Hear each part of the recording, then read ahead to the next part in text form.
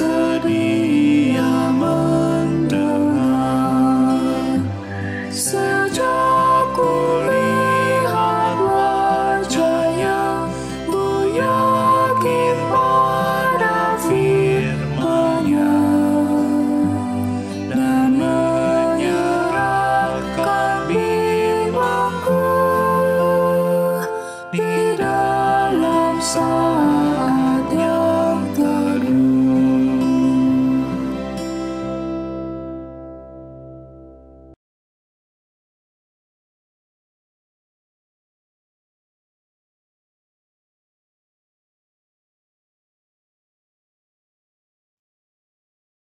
Selamat pagi, Ibu, Bapak, Saudara-saudara sekalian, warga GKI Surya Utama khususnya, dan siapapun Bapak Saudara yang saat ini sedang mengikuti persekutuan doa pagi GKI Surya Utama pada hari ini, 15 Oktober 2024. Saya Pendeta Adi Cahyono akan membawakan renungan dengan tema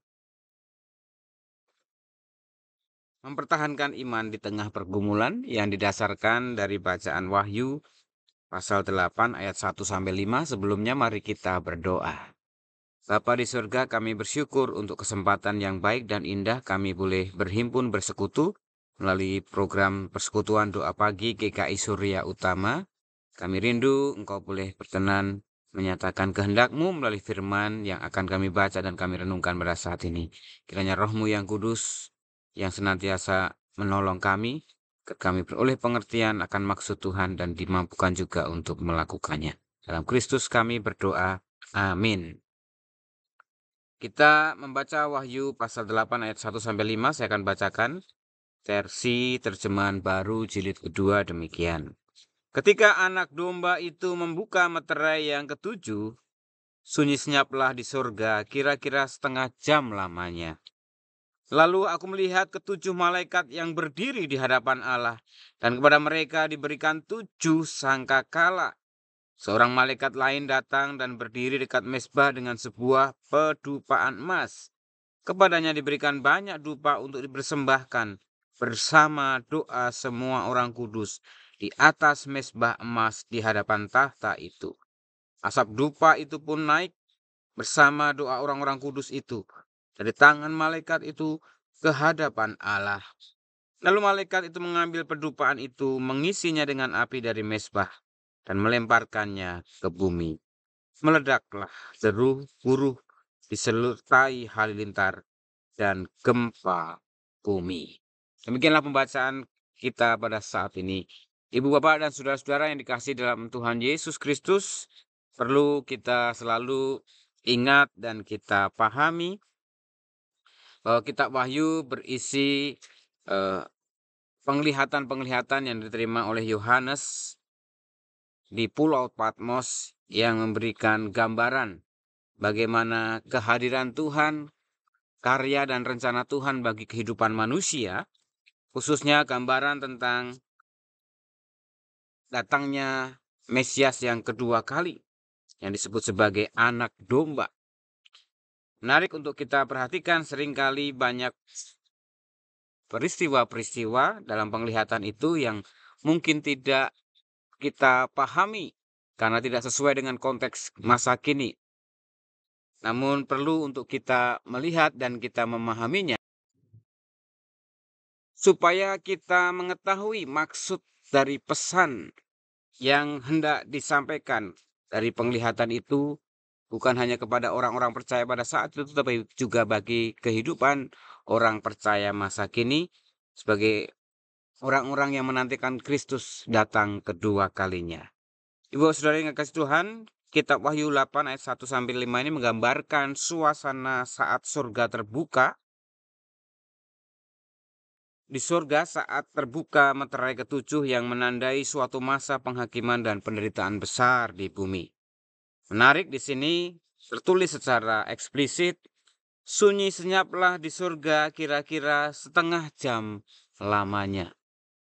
Masih ingat saudara ungkapan firman yang mengatakan 1000 hari sama dengan 1 hari. 1 hari sama dengan 1000 hari. Mari kita mencermati ini menjadi sebuah permenungan kita. Ada jeda yang menarik untuk kita perhatikan ketika suasana surga itu hendak dinyatakan kedatangan anak domba itu. Diperlihatkan kepada Yohanes pada saat itu ada ketujuh malaikat yang berdiri di hadapan Allah dan kepada mereka diberikan 7 sangkakala. Jadi masing-masing memegang sangkakala yang memang tugas mereka untuk membunyikannya. Menariknya di sini diperlihatkan juga seorang malaikat lain datang berdiri dekat mezbah dengan sebuah pedupa emas. Jadi ada yang membawa dupa yang dari emas dan di mana diberikan dupa untuk dipersembahkan bersama doa semua orang kudus di atas mezbah emas di hadapan tahta itu. Dan dupa itu ternyata penuh dengan uap sap, maksud saya, yang membumbung tinggi, dan ternyata itu adalah gambaran bersama dengan doa-doa yang dinaikkan. Apa maksud dari ini semua, Ibu Saudara yang kasih Tuhan Yesus Kristus? Yohanes melihat malaikat mempersiapkan diri untuk meniup sangkakala sementara doa-doa orang kudus naik ke hadiran Tuhan. Apa makna dari peristiwa yang dicatat atau dilihat oleh Yohanes ini, Saudara? Kita harus mengingat bahwa kitab Wahyu ditujukan kepada orang-orang Kristen yang pada saat itu teraniaya, tertindas, di mana mereka hidup dengan ketaatan kesetiaan kepada Tuhan meskipun di tengah penindasan yang sangat berat dialami. Ini menjadi sebuah pengharapan yang hendak disampaikan Allah melalui Yohanes di Pulau Patmos ini supaya orang-orang tertindas pada saat itu mereka tetap berpegang teguh, berpengharapan kepada Tuhan di tengah penderitaan yang mereka alami. Keheningan atau setengah jam persiapan ataupun heningan setengah waktu ini mengingatkan kepada kita bahwa di tengah persiapan datangnya Kristus yang kedua kali ada masa di mana kita tetap melihat Tuhan menyatakan kuasa-Nya. Kemuliaan Tuhan itu nyata bersama dengan doa-doa yang dinaikkan, bersama dengan persembahan dupa yang diberikan, dan itu semua akhirnya menghadirkan kuasa Tuhan nyata bagi umat-Nya. Ibu yang kasih dalam Tuhan Yesus Kristus, melalui firman Tuhan hari ini kita diajak kembali untuk melihat bahwa di tengah janji Tuhan akan jaminan keselamatan kehidupan kekal yang dinyatakan kepada manusia dengan datangnya Kristus yang kedua kali di hari penghakiman, tetap ada masa di mana Tuhan hendak menyatakan kuasa-Nya, di mana Tuhan menghargai setiap doa-doa yang dipanjatkan, di mana setiap persembahan yang diberikan itu pun juga ternyata sangat menyenangkan hati Allah. Di tengah segala derita, di tengah segala perjuangan kehidupan yang menimpa manusia. Lalu apa relevansinya bagi kehidupan orang percaya masa kini, Bapak Saudara yang dikasihi dalam Tuhan Yesus Kristus? Kita adalah orang-orang yang juga menantikan Kristus datang kedua kali. Kita juga berada di masa di mana kita pun juga memiliki pergumulan hidup yang tidak mudah di masa kini. Baik mereka yang bergumul dengan kesehatannya karena sakit penyakit yang dideritanya, harus membuat dia rutin berobat, kontrol, periksa ini, periksa itu yang melelahkan, belum sakit yang dirasakan karena penyakit yang dideritanya. Mereka juga yang sedang bergumul untuk menyelesaikan skripsi ataupun tugas studinya yang menuntut kerja keras, yang mengorbankan kesenangan dan berbagai kegiatan yang menyenangkan untuk menyelesaikan tugas tanggung jawab belajarnya. Itu semua juga tidak mudah.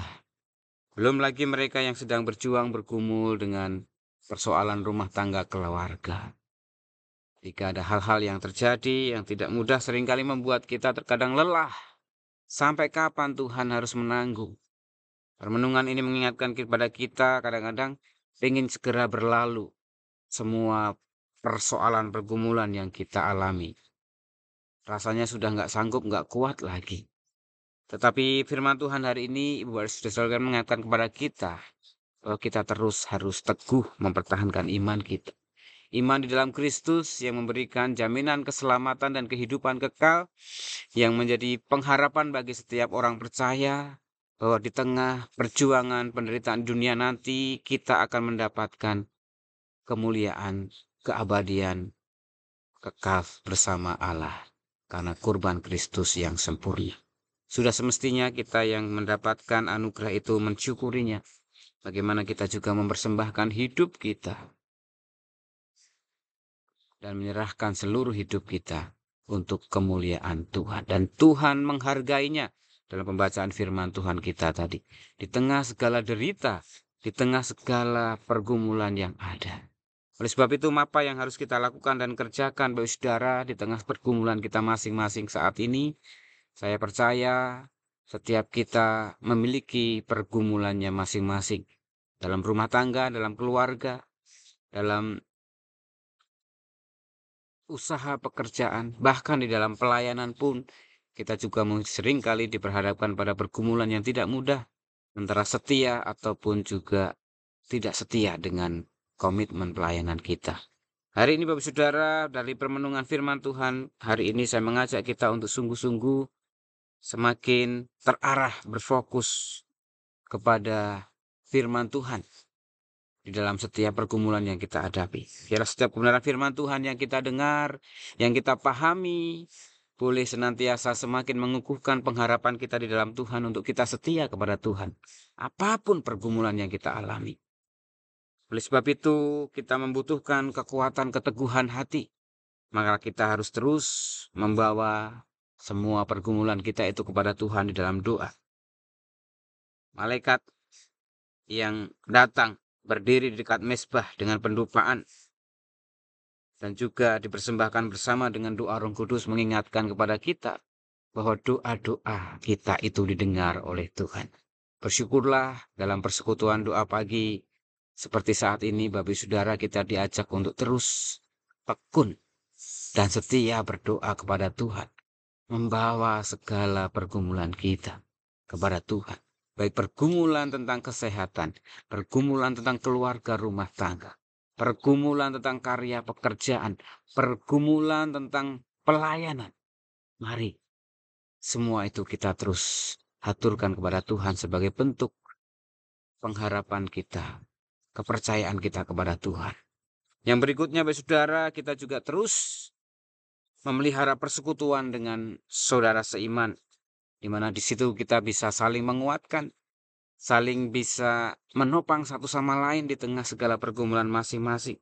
Sehingga dalam komunitas persekutuan yang kita ikuti itu semakin saling mendukung, semakin saling menasihati dan saling memelihara iman. Itu semua adalah gambaran orang-orang yang bukan hanya berpengharapan kepada Tuhan, tetapi juga mereka yang sungguh-sungguh bersandar kepada Tuhan. Ibu, bapak, saudara-saudara sekalian yang dikasihi oleh Tuhan Yesus Kristus, mari kita tetap menjalani kehidupan kita, memelihara iman kita, berdoa dengan setia, dan terus berpengharapan kepada Tuhan dalam segala langkah laku hidup kita. Karena Tuhan tahu, Tuhan menghargai setiap langkah-langkah iman kita. Tuhan Yesus memberkati. Mari kita berdoa. Bapa di surga, kami sungguh bersyukur. Kami pada hari ini telah membaca dan merenungkan firman Tuhan yang terkadang kami sulit mengerti, kami pahami. Bahkan terkadang kami kurang yakin dan percaya apa manfaat dari firman itu. Pada hari ini Tuhan, ketika kami membaca kitab Wahyu pasal 8 ayat 1-5 ini, kami diberikan pemahaman baru ataupun juga peneguhan pemahaman akan apa yang menjadi rencana Tuhan, apa yang menjadi kehendak Tuhan untuk kami lakukan sebagai orang percaya yang bukan hanya sudah diselamatkan dan ditebus oleh Kristus, tetapi kami juga menantikan kedatangan Kristus yang kedua kali untuk menggenapi janji Allah menyelamatkan dunia ini dan memberikan keselamatan, anugerah kehidupan kekal bagi setiap orang yang percaya dan setia kepadanya. Dalam perjalanan iman kami Tuhan di dunia ini, kami memiliki banyak sekali pergumulan persoalan yang tidak mudah, yang seringkali membuat kami rasanya sudah lelah, tidak sanggup dan tidak kuat lagi. Tapi hari ini Tuhan, kami bersyukur diteguhkan bahwa Tuhan memelihara iman kami. Tuhan ternyata mendengar setiap ungkapan syukur dan doa-doa orang percaya. Kami rindu Tuhan, ini menjadi motivasi yang menguatkan kami kembali untuk tetap setia berharap kepada Tuhan di dalam doa-doa kami, di dalam persekutuan kami, sebagai jalan memelihara iman di tengah segala pergumulan yang kami miliki saat ini. Terima kasih ya Tuhan, kami rindu Tuhan terus berkarya dalam laku hidup kami di tengah segala persoalan pergumulan yang kami alami, supaya kami bukan hanya bertahan dengan iman, tapi kami juga boleh terus mempersaksikan Tuhan dalam setiap pergumulan persoalan yang kami alami. Terpujilah Engkau ya Allah. Dalam Kristus Yesus kami berdoa. Amin.